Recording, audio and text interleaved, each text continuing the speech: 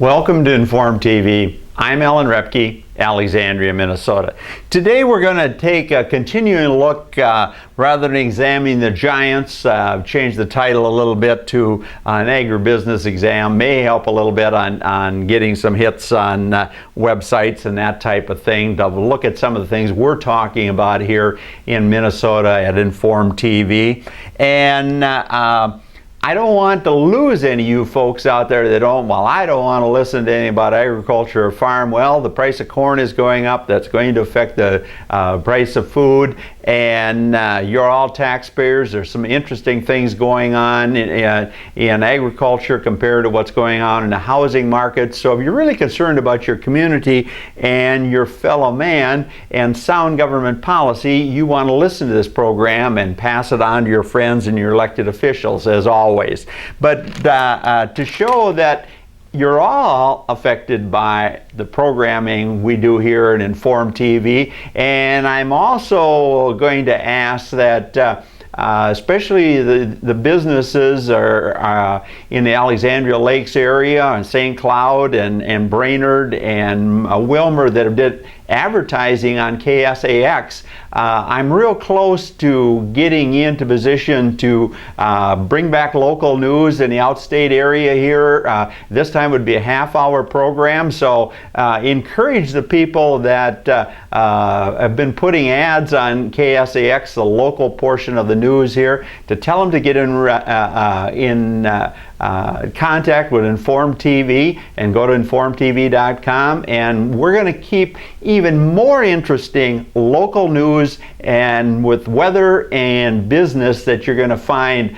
It's even better yet. So those advertisers need to get involved, and at the same point in time, we're going to have a whole channel of interesting programs that will move out. And so do a little homework for me. You know the people that advertised on KSAX and news and programming.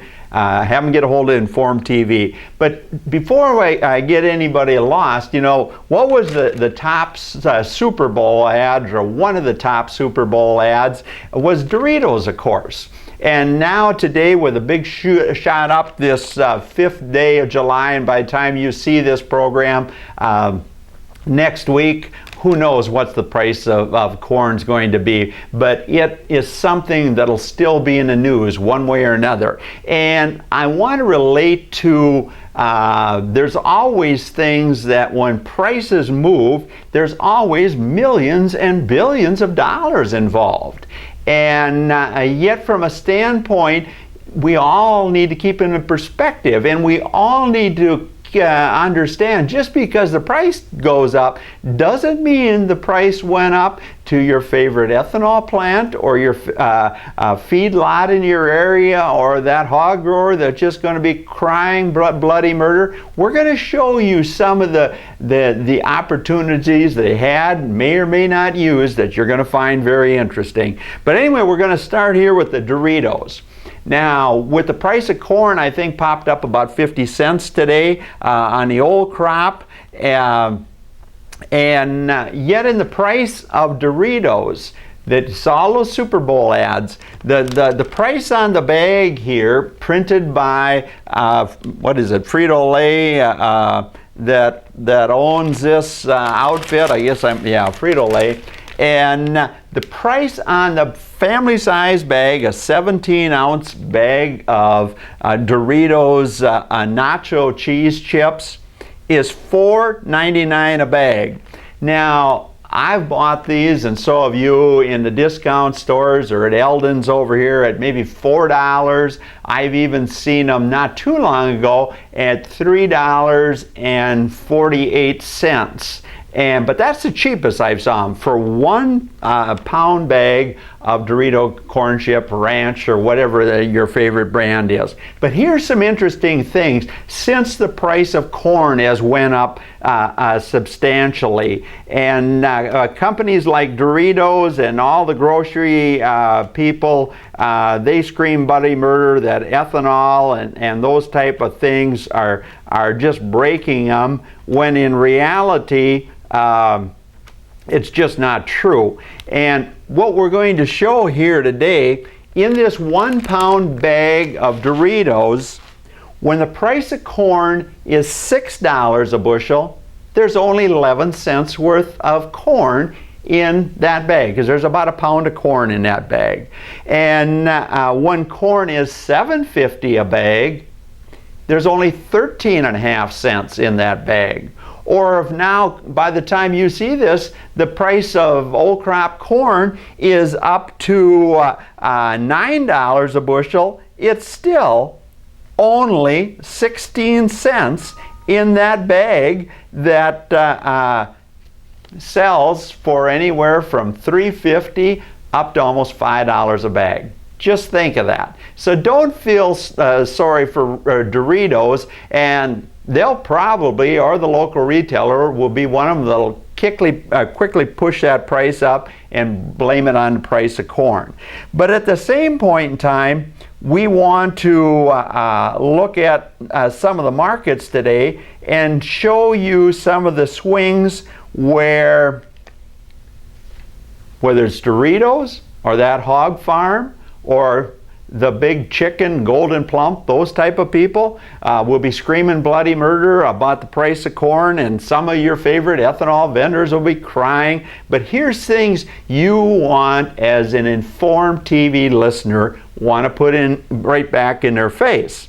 And here we've got the 1st of June. We'll look at a corn chart here. The 1st of June, this is old crop corn now. The price of the July futures was only about less than $5.60 a bushel. Today, just a little over a month later, it closed at $7.67. So it went from about $5.55 to $7.67, well over a $2 bump from the 1st of June in basically a month of trading. Just think of that. But here's what I want you to think about. Now, with futures, what are futures for? It's an opportunity for the user to lock in a price. Those Dorito guys, all those hog farmers, all those ethanol guys, they'll be crying about the price of corn all of a sudden. They could have locked their corn price in at a very reasonable price. And if I can get things to work here now, I want to flick to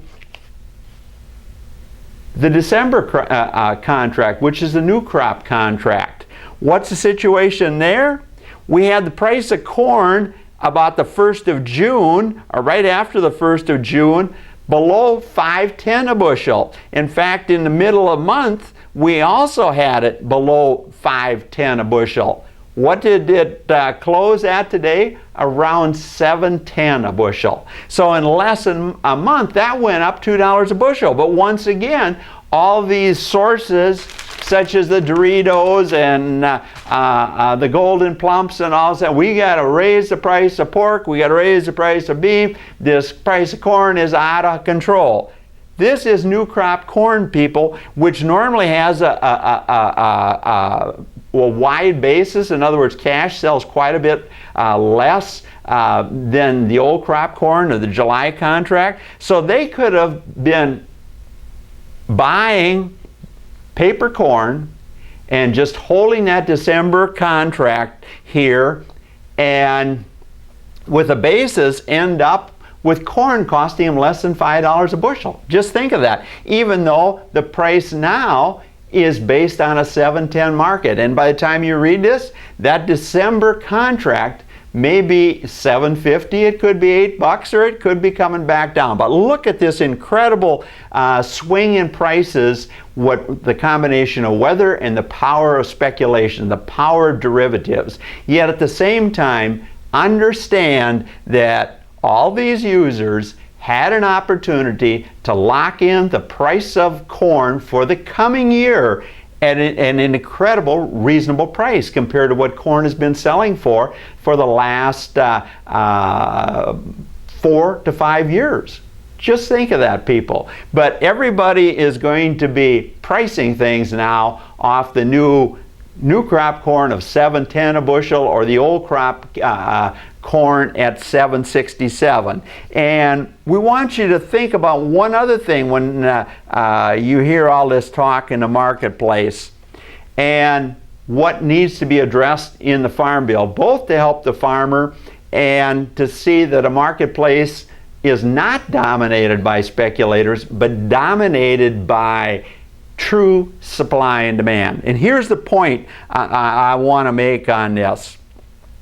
When we look here at the price of corn today, the July futures, it traded at a high of $7.76 a bushel, a low of $7.32 a bushel. But here's the thing that's always disgusted me about marketplaces, where the Farm Bureau, the corn growers, and farm state legislators have let all of us down. And that is, what is the shortage? The biggest shortage right now is what is happening with old crop corn, because the price is highest. And these farmers that kept that corn off the market should be rewarded greatly for what they did. And they should have the option to make sure that an old crop contract rewarded them. Here's the problem. All of a sudden, the price, the highest priced corn up at $7.76 a bushel is a July contract, which is in delivery mode already. So what's happening? The volume is only 7,000 contracts. What's the volume of the December contract? 221,000. So when we look at 221,295 contracts times 5,000 bushel per contract, they traded 1.1 billion bushels of that corn today. Just think of that. And so when you talk about that, there's some real opportunities for people to get in or get out of the market on this new crop corn that we talked about. But the old crop, there's not a proper hedging mechanism. We should not and never should have had a July and September contract for corn and soybeans. We should eliminate the July contract and have an August contract and a December contract. Why? So the people that stored this corn and kept this corn and said it was underpriced at times on that chart that I just showed you, they can force the buyer to take their physical corn and at this higher price, and not play any games with basis, or not say, well, we're not going by this high July price of $7.76. We're going by the new crop December futures that had a high of $7.13, our December futures $7.13, and September at $7.14. It's how these thieves in the Chicago Board of Trade and incompetent government policy and market policy has failed the farmer and failed us all as consumers as well, and it costs us a lot of money. And people always say, why does the price of corn traditionally crash after the 1st of July? There's no proper mechanism to dole out the limited supply of old crop. A thought for you to think about, and we'll move on. But you might have to go to the website and listen a couple times what I said if you think it's above your head. I know you can comprehend what I'm talking about if you just look at it.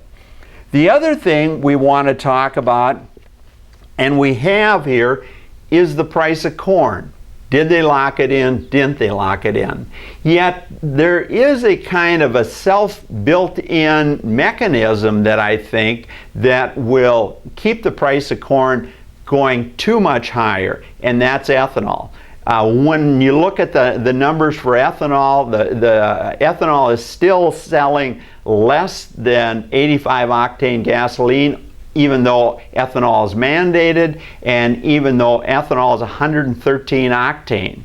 Just think of that, people. How do we have sound market, both futures and cash markets for fuel, when we have a high octane fuel trading, I think it's somewhere around that 30 cents a gallon less than 85 octane gasoline? And what I'm getting at if these ethanol plants, where there's big ADM or some of the newer ethanol plants, if they didn't have a policy like some of the Minnesota-owned ones where it's the stockholder's responsibility to provide the corn and not the plant, so the farmer either he kept some corn in the bin to deliver at these higher prices, and maybe the ethanol plant won't pay him this full cash price, or they would have all been in a position to make some big money on this $2 run in less than a month. And when I say that, we have a loan rate to show how incompetent ag policy is.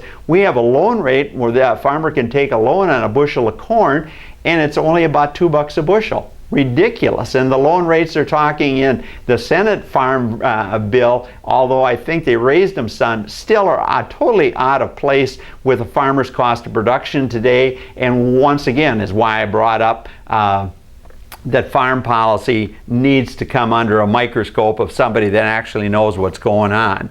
But at the same time, I want to touch a little bit about the people I talked about last week. All good people. But why I brought it out is the fact that we as taxpayer people, when we have operations that have become incredibly successful, incredibly profitable, incredible net worths, we no longer need to take care of them.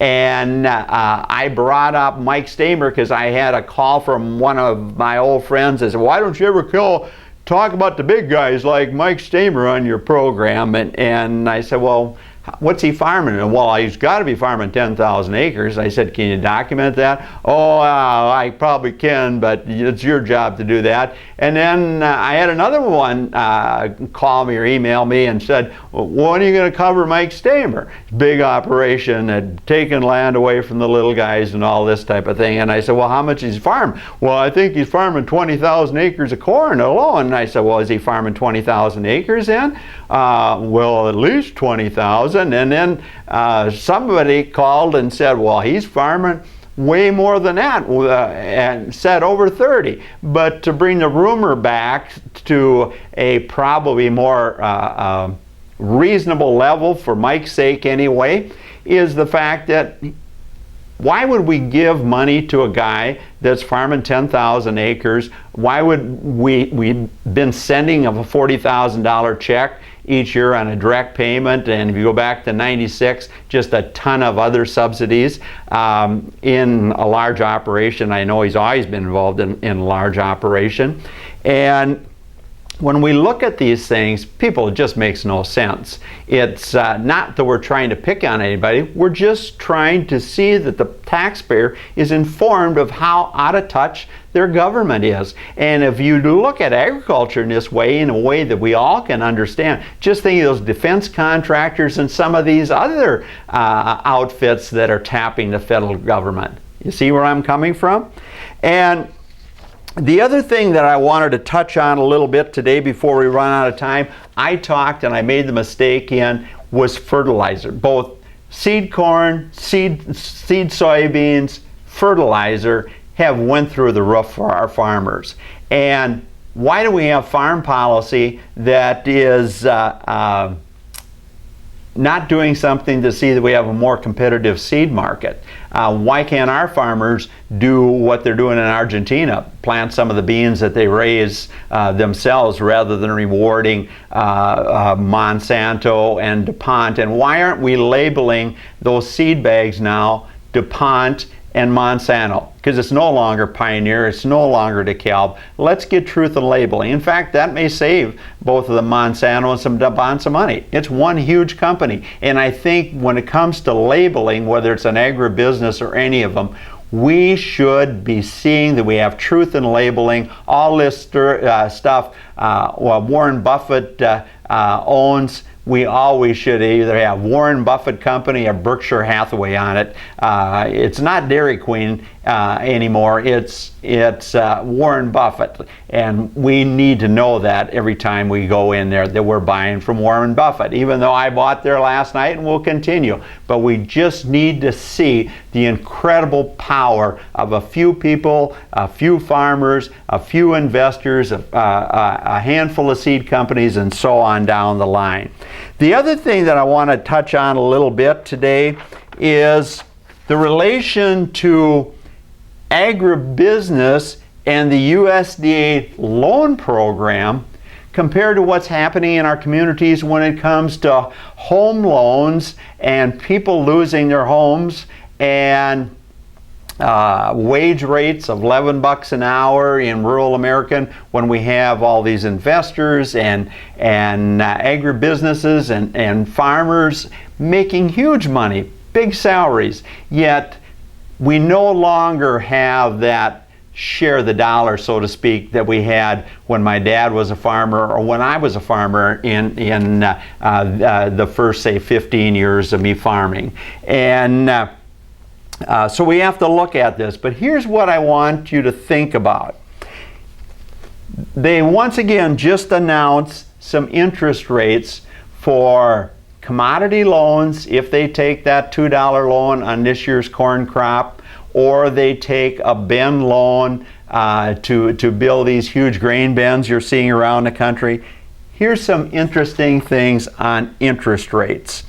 And under the started with the 96 Farm Bill, according to the release from USDA, is we're sitting on interest rate for loans distributed during July.